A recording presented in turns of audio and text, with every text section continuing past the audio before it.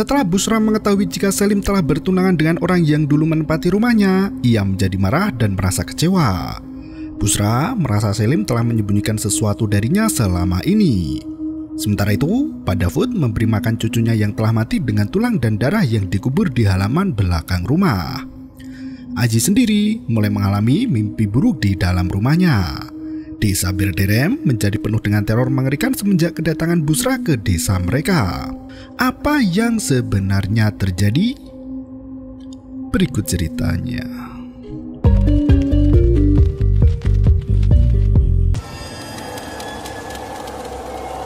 Ketika malam menjelang, Ali yang sedang tidur terbangun karena ada sosok yang melintas di luar jendela kamarnya. Ia bangun dan mengibas tirai yang kemudian duduk memandangi luar jendela. Suara Fahriye, ibu dari Ali, terdengar memanggil anaknya karena sangat ingin melihat wajahnya. Ali hanya tertegun melihat ke arah belakang. Pagi harinya Pak Selim mengajar biologi tentang makhluk hidup di sekolah. Tak berselang lama, wali murid datang dan mengajak Selim untuk berbicara berdua.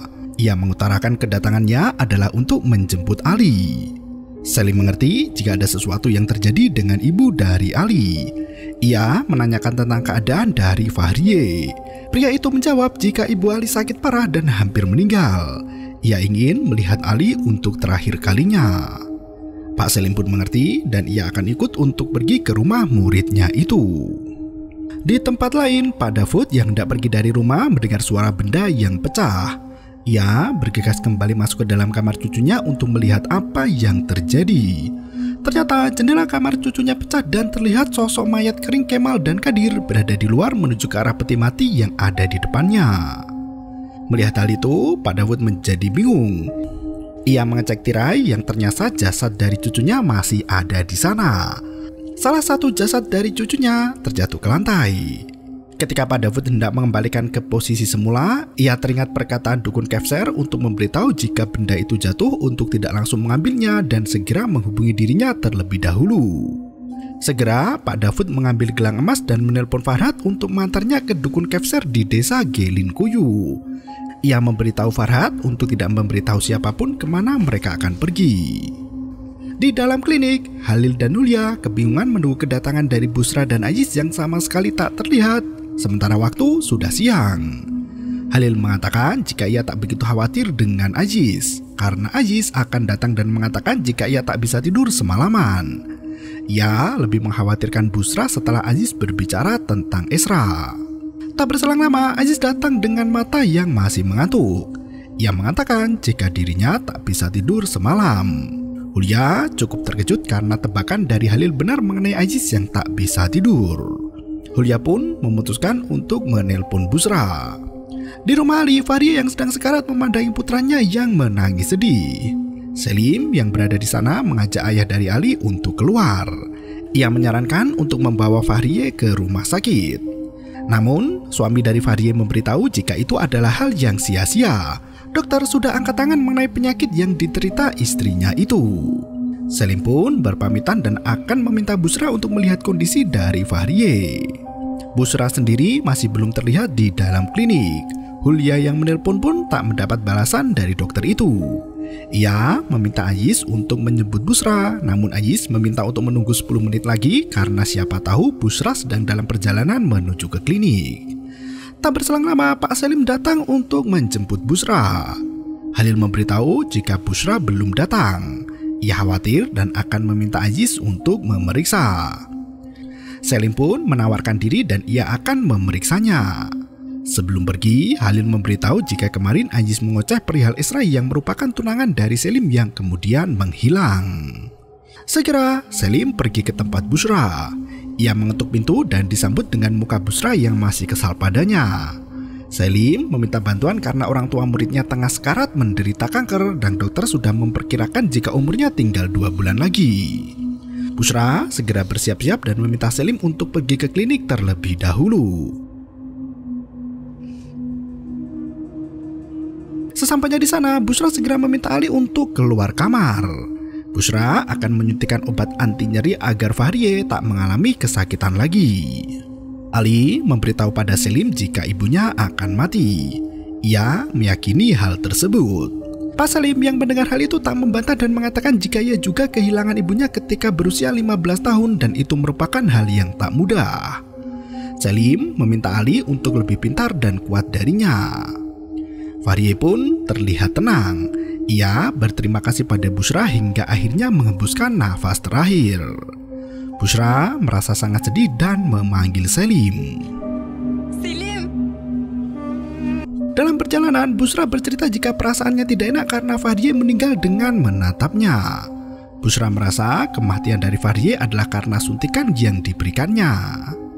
Salim menenangkan Bushra dan mengatakan jika Bushra membantu melewati masa-masa terakhir Fahriye dengan damai dan itulah yang terpenting.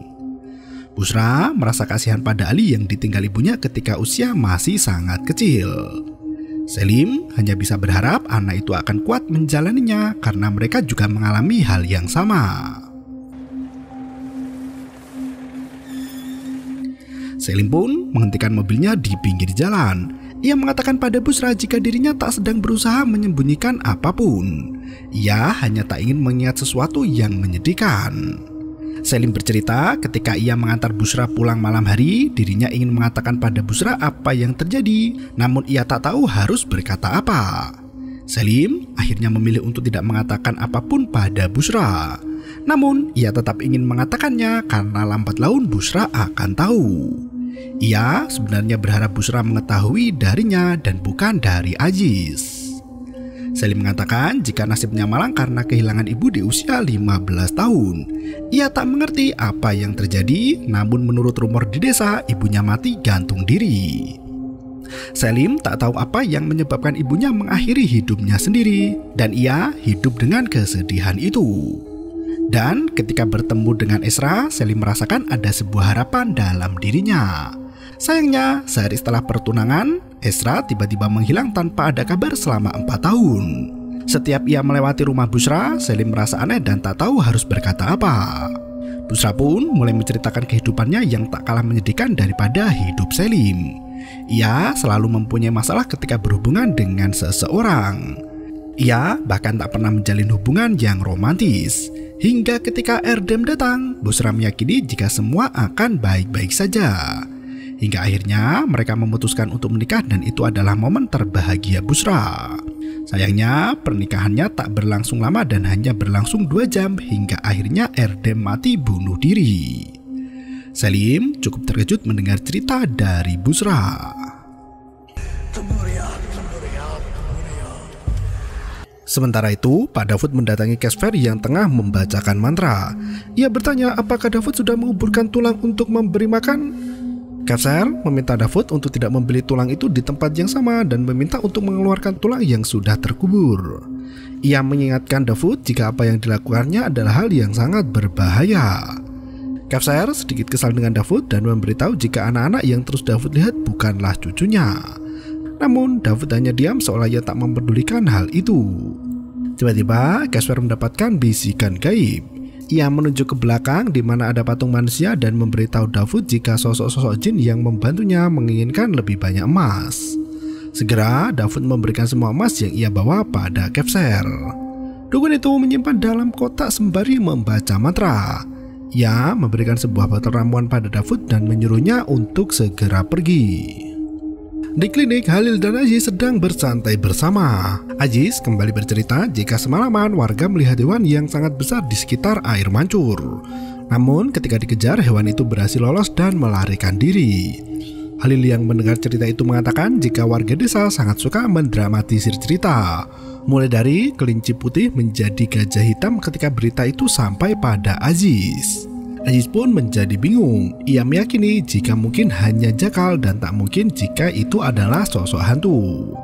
Halil pun tertawa mendengar cerita dari Aziz. Namun Aziz tak masalah jika ada orang yang menertawakannya karena ia sudah banyak melewati hal yang mengerikan dan tak pernah diceritakan pada siapapun.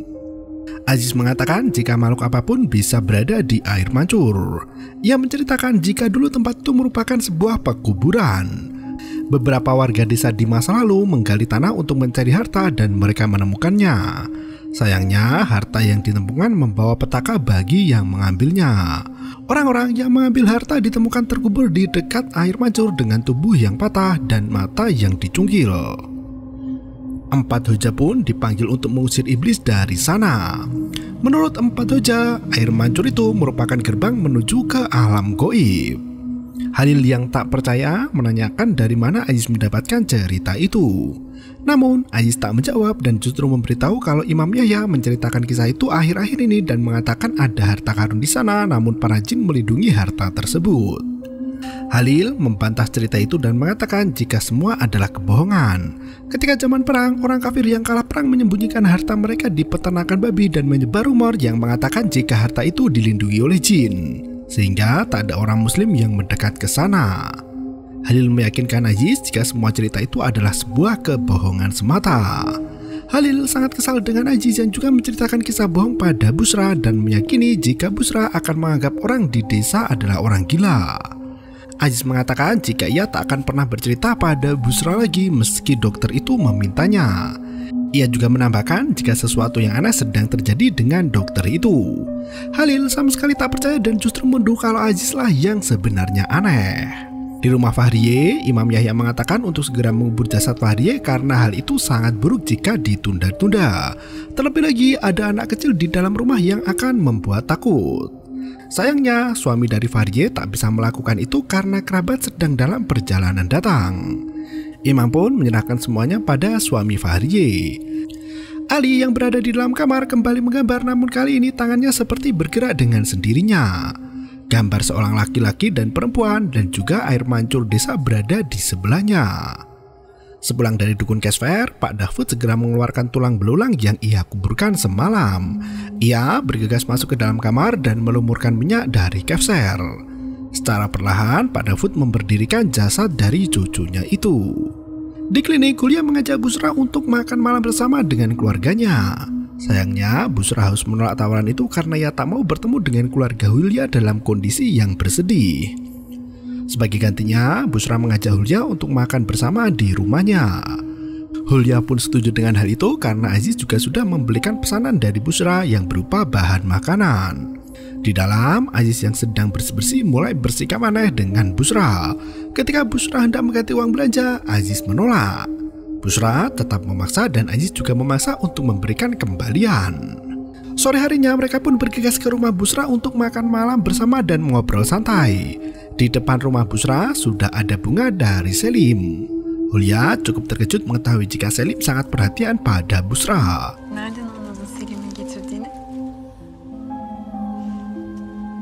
Ali duduk termenung menatap keluar jendela rumahnya. Pak Selim mengajak Ali untuk jalan-jalan keluar, namun Ali justru memberikan gambar pada Selim. Ia mengatakan jika gambar itu merupakan Pak Selim dan Dr. Busra yang berada di air mancur desa. Ali menolak untuk diajak keluar karena ia sedang ingin sendiri. Akhirnya Selim pun pergi menuju ke air mancur desa itu sendirian. Ketika ia berjalan mendekat ke arah pohon, Selim melihat 2 anak kecil di sana dan anak itu mengeluarkan ektoplasma yang menuju ke arah pohon. Selim yang melihat kejadian mengerikan itu pun berlari ketakutan menjauh dan pulang ke rumah. Sementara itu Hulya dan Busra asik bercerita. Busra memberitahu jika ia menyukai Halil karena dapat dipercaya. Hulya menceritakan masa lalu Halil di mana dulu Halil merupakan perawat di rumah sakit kabupaten. Ia mempunyai istri yang mengalami gangguan kejiwaan. Halil menemukan istrinya berselingkuh dengan sepupunya sendiri. Hal itu membuat Halil menjadi sangat stres dan hendak bunuh diri. Untungnya ia bisa menenangkan diri dan kembali ke desa. Sayangnya permasalahan tak cukup sampai di situ. Mantan istri Halil justru menyebar rumor jika Halil sendirilah yang menginginkan istrinya berpacaran dengan sepupunya. Untungnya saudara laki-laki dari mantan istri Halil membawanya pergi sehingga rumor itu menghilang dengan sendirinya. Kondisi Halil menjadi sangat bersedih dan Hulya terus menghiburnya hingga mereka semakin lama semakin dekat. Dering telepon berbunyi yang ternyata Selim menelpon Busra untuk menanyakan kabar. Busra bercerita jika ia sedang bersama Hulya dan mengobrol santai. Hulya pun iseng-iseng hendak meramal Busra menggunakan cangkir kopi. Sayangnya cangkir itu justru pecah dan menjadi berantakan. Hulya memberitahu Busra tentang niatnya itu. Busra mengatakan orang yang tak bisa diramal konon tak akan mempunyai masa depan. Hulya pun mengatakan pada Busra untuk tidak berkata demikian. Hulya pamit pulang karena hari sudah semakin malam.